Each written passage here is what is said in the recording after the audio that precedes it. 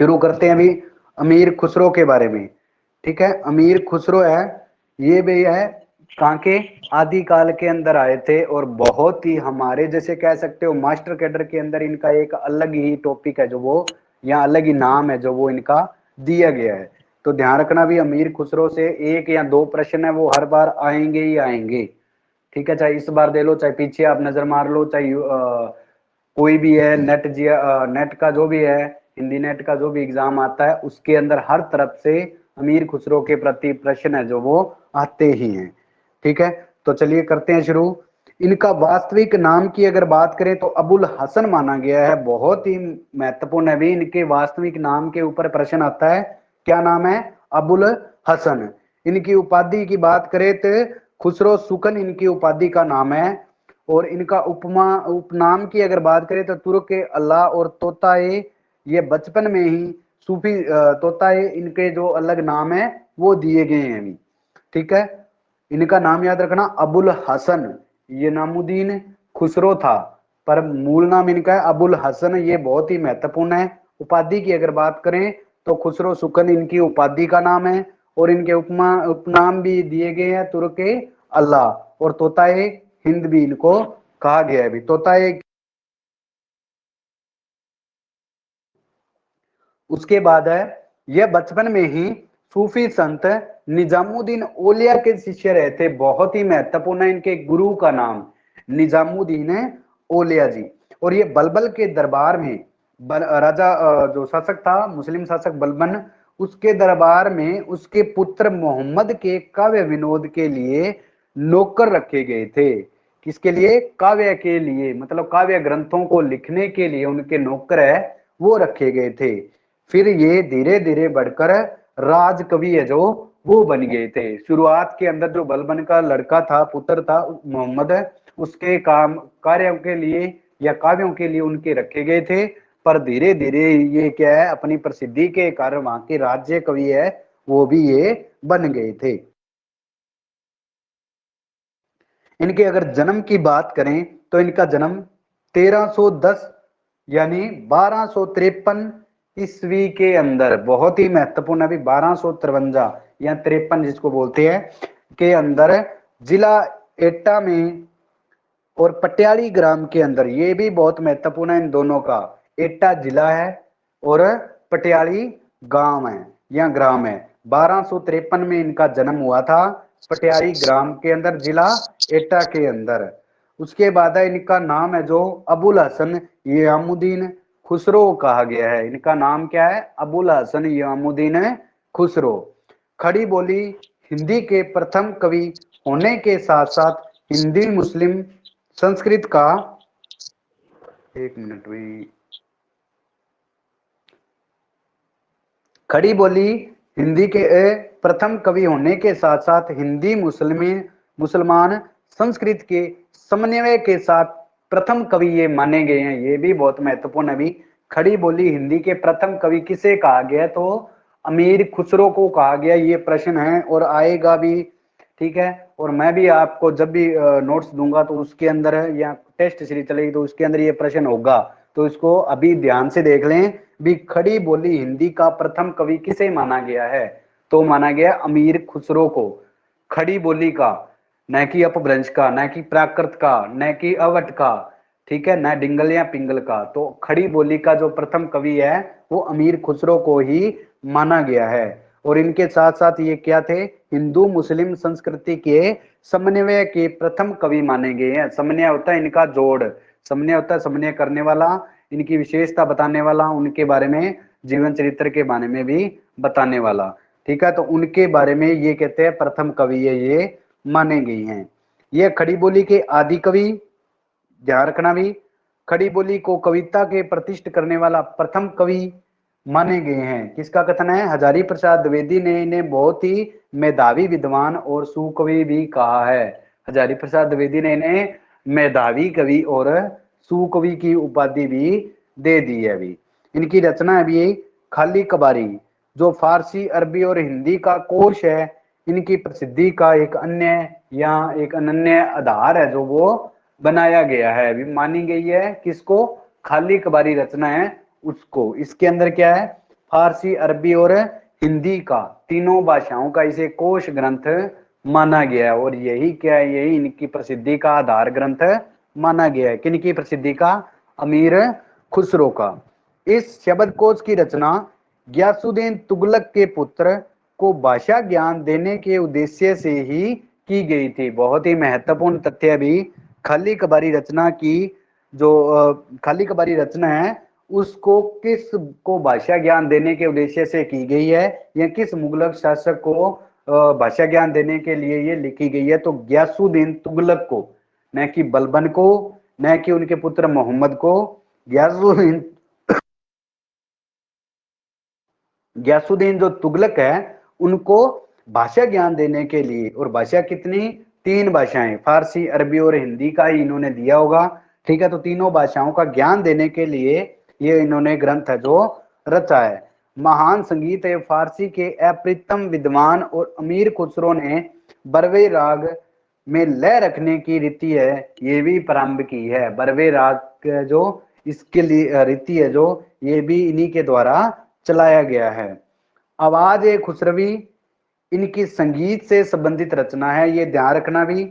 ठीक है, आवाज ए खुसरवी इनकी संगीत संबंधी रचना है वो मानी गई है। इनके बसंत के पद बेहद प्रचलित थे। इनके अंदर क्या है, आवाज ए खुसरवी रचना के अंदर जो बसंत ऋतु के वो जो प्रचलित पद है वो बेहद चर्चित माने गए हैं, ये ध्यान रखना भी। उसके बाद है नृपश्यार, इसमें कुतुबुद्दीन मुबारक खिलजी के समय की सामाजिक परिस्थितियों का वर्णन है वो किया गया। ये रचनाओं के नाम चल रहे हैं अभी इनकी। नहीं मैम, आदिकाल आज फिनिश नहीं होगा, आदिकाल को हम कल ही फिनिश करेंगे। कल आज अमीर खुसरो के बारे में और कल होगा विद्यापति के बारे में। ठीक है, तो इन दोनों के बारे में चर्चा करके फिर ये खत्म होगा टॉपिक। इसके बाद अभी नृपश्यार, ठीक है, ये भी इनकी रचना है। खाली कबारी है, आवाज है खुसरवी है, और तीसरी है अभी नृपश्यार। कहता है इसमें कुतुबुद्दीन मुबारक खिलजी के समय सामाजिक परिस्थितियों का जो वर्णन है वो इसके अंदर किया गया था। किसके अंदर है? सामाजिक परिस्थितियां हैं उनके जो वर्णन है वो इसके अंदर किया गया है नृपश्यार के।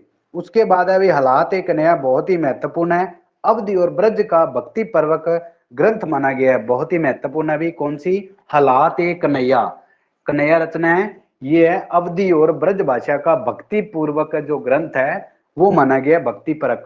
उसके बाद आवाज ए खुसरवी, ये इसकी एक संगीत रचना है वो मानी गई है, जो ऊपर भी आ गया अभी। आशिक नजराना ए हिंद, इसमें हिंदी की प्रशंसा और गजलें भी इसके अंदर दी गई हैं। उसके बाद अमीर खुसरो को की हिंदी रचनाओं का प्रथम संकलन जवार ए खुसरवी नाम से 1918 ईस्वी में मौलाना रशीद अहमद सालेन ने अलीगढ़ में प्रकाशित है वो करवाया था। अब कहां पर करवाया था, किस रचना का संकलन है? जवार ए खुसरवी का 1918 के अंदर। किस कब कराया? तो अलीगढ़ में प्रकाशित है वो करवाया गया था। उसके बाद अगर द्वितीय संकलन की अगर बात करें तो 1922 ईस्वी में ब्रज रतन दास, बहुत ही महत्वपूर्ण है अभी, ब्रज रतन दास ने खुसरो की हिंदी कविताएं नाम से नागरी प्रचारणी सभा में इसका प्रकाशन है वो करवाया था। ये स्टार कट कर देना भी, ये गलती से लग गया है, पर ये ध्यान रखें भी जो द्वितीय संकलन है वो ब्रज रतन दास ने 1922 ईस्वी के अंदर कब करवाया? 1922 ईस्वी के अंदर खुसरो की हिंदी कविता नाम से नागरी प्रचारणी सभा के द्वारा ही प्रकाशित है वो करवाया था। इसको जवार ए खुसरवी का खुसरो की हिंदी कविता नाम से इसका द्वितीय जो संस्करण है वो प्रकाशित है करवाया था। फारसी में इतिहास में फारसी में इतिहास, पहलियां, मुकरियां, दो सुकने, गजल और फारसी के समान हिंदी को सिंहासन पद असीन प्रदान करने का इन्होंने अन्य दान है वो किया है। आशिक नामक अपनी रचना में इन्होंने हिंदी की जी खोलकर प्रशंसा की है, और इन्होंने फारसी में अनेक मसनवियों जैसे कि मसनवी शिरी व खुसरो, मसनवी लैला व मजनू आदि भी लिखी हैं। ठीक है, अब इस चीज को ध्यान से देखें, इस चीज इस जो ये टॉपिक है इसको ध्यान से देखें भी। इसमें फारसी में तो इतिहास ग्रंथ इन्होंने बताया है, इतिहास के बारे में बताया है। पहेलियां क्या होती हैं, जो हम पजल वगैरह कहते हैं, ठीक है, वो आती हैं। मुकरियां होती है, जो बात है किसी प्रश्न के ऊपर अगर किसी की बात कही गई है तो उस बात को मुकर जाना या उस आंसर को कट करके अपना खुद का आंसर देना, उनको कहते हैं मुकरियां। और दो सुखने क्या होता है भी, एक ही बात के दो अर्थ निकालना। जैसे इन्होंने कहा था भी गधा सॉरी घोड़ा अड़ा क्यों और पान सड़ा क्यों, तो फेरा नहीं गया, मतलब घोड़े को घुमाया नहीं गया, तब घोड़ा चलता चलता अड़ने लगा था। और पान का पत्ता है जो उसको एक ही जगह पे पड़ा रहा, तब वो गल गया, तो उसको फेरा नहीं गया, मतलब उसको पलटा नहीं गया। तो दोनों का आंसर क्या था, फेरा नहीं गया। तो इसको कहते हैं दो सुखने। ठीक है, मनोरंजनात्मक काव्य है और गजल है, ये सब के सब इन्हीं के द्वारा लिखित माने गए थे। और आशिक नाम से अपनी रचना इन्होंने हिंदी में, जो आशिक नाम से इन्होंने अपनी रचना लिखी थी, उसके अंदर हिंदी के अंदर कहते हैं ये जी खोलकर उसकी प्रशंसा है वो हिंदी की करते हैं भी। फारसी के अंदर इन्होंने अनेक मसनवियों शैली के अंदर भी कुछ ग्रंथ लिखे हैं, जिनके अंदर श्री व खुसरो और लैला व मजनू लिखा गया है। उसके बाद हमें अमीर खुसरो को निम्न उपाधियों से नवाजा गया है। कौन कौन सी उपाधि हैं, तोताए हिंद अलाउद्दीन खिलजी की, बहुत ही महत्वपूर्ण है भी। तोताए हिंद इनको किसने उपाधि दी थी, तो अलाउद्दीन खिलजी ने इसको उपाधि दी थी। और ये व्यक्ति है जो अमीर खुसरो, ये बहुत सारे राजाओं के आश्रय में रहे थे भी। मुगल शासक है ना, उनके बहुत सारे आश्रयों के अंदर रहे थे, जैसे बलबन हो गया, गयासुद्दीन तुगलक हो गया, उसके बाद अलाउद्दीन खिलजी हो गया, अलग अलग शासकों के ये आश्रय के अंदर रह चुके थे। तो अलग अलग रहने के कारण है इनको क्या है, अलग अलग उपाधियों से भी नवाजा गया था।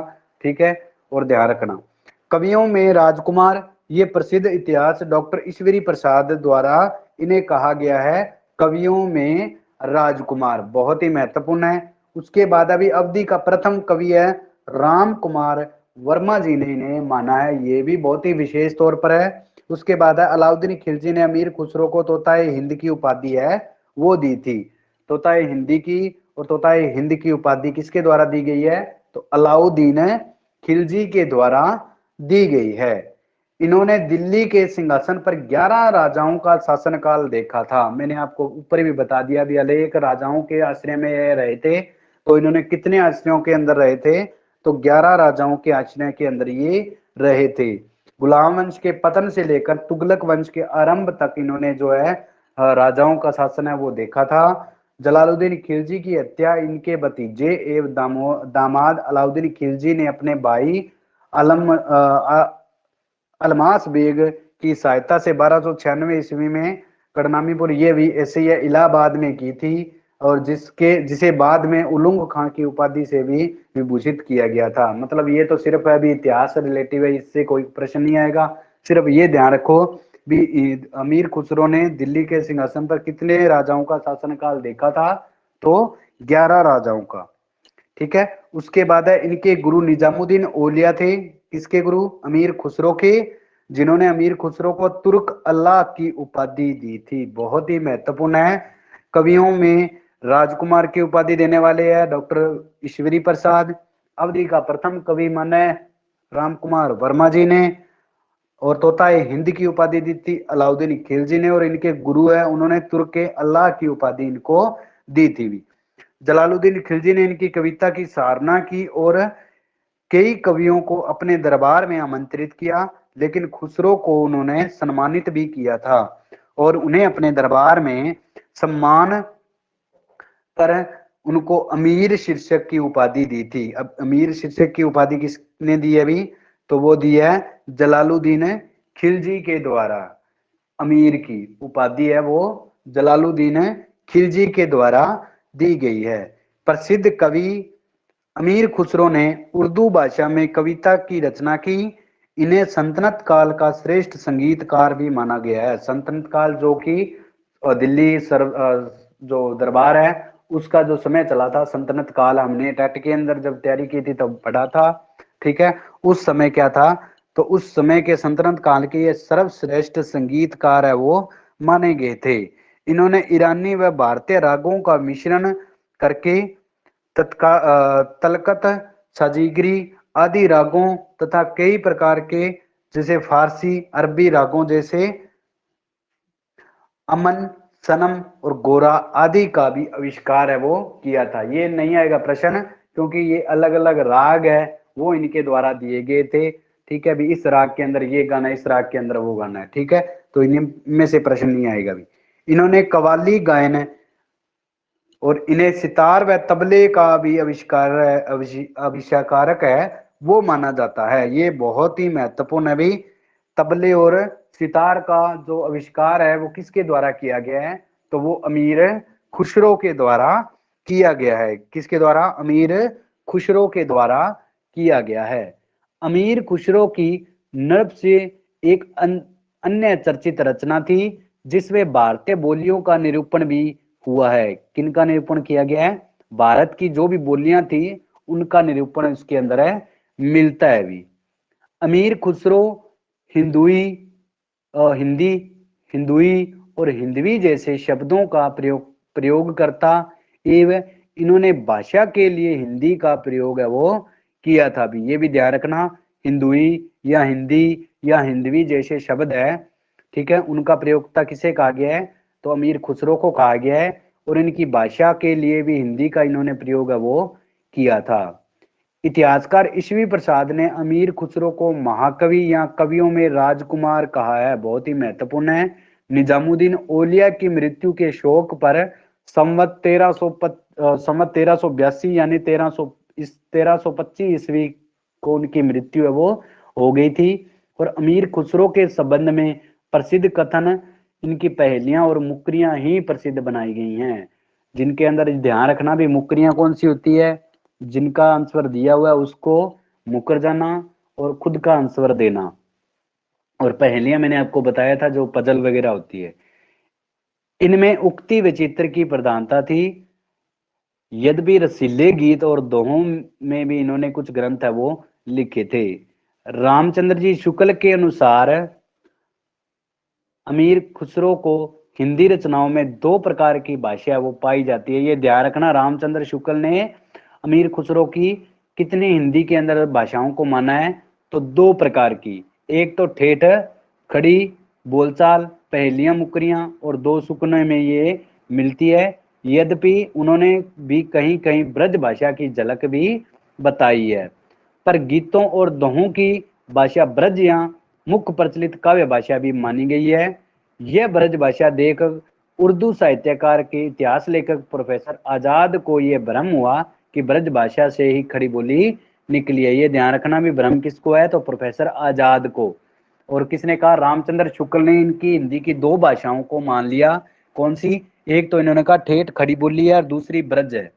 ठीक है, ब्रज के अंदर भी इन्होंने कुछ लिखे हैं गीत और दोहों को, और कुछ दो पहलियां मुकरियां और दो सुखने वगैरह है, ये इनकी ठेठ खड़ी बोली के अंदर है लिखित मानी गई है। और किसने कहा ये कथन है? तो ये रामचंद्र शुक्ल के द्वारा कहा गया है। और अंतिम में भी रामचंद्र शुक्ल का जो हिंदी साहित्य का इतिहास है उसमें इन्होंने लिखा है, कहता कबीर की उपेक्षा खुसरो का ध्यान है जो बोलचाल की भाषा की ओर अधिक था, उसी प्रकार जैसे अंग्रेजों का ध्यान है बोलचाल की भाषा की ओर अधिक रहता है। ये कथन किसका है? तो ये कथन है जो रामचंद्र शुक्ल के द्वारा कहा गया है। ठीक है, किसके द्वारा? रामचंद्र शुक्ल के द्वारा ये कथन है, ये कहा गया है भी। ठीक है, यहां तक है, बाकी करेंगे कल।